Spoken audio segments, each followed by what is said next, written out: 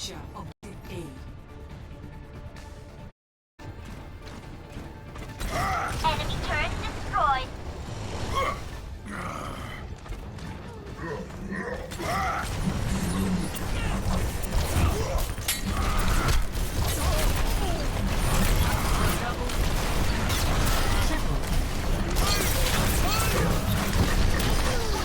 Don't worry, I got them.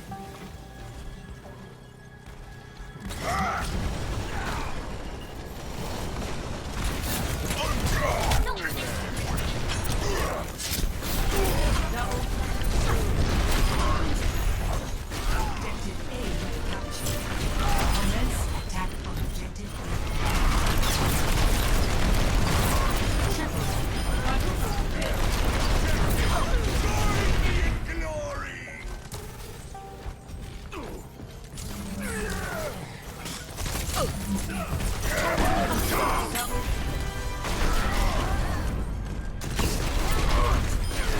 Have your attention! double kill.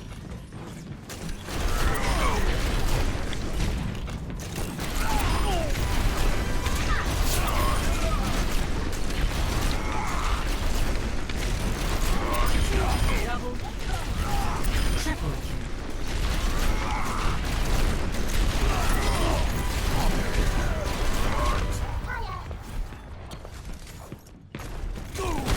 Hold on.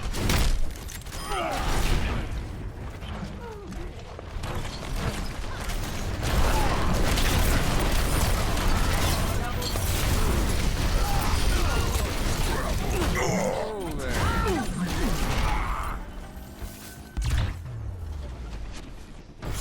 Victory.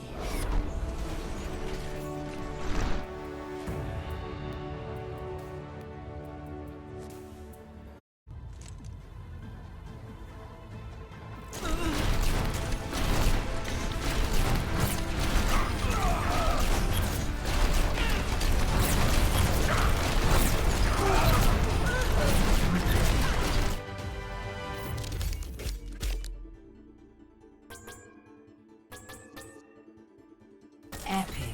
That's how it's done. Legendary. I am the champion.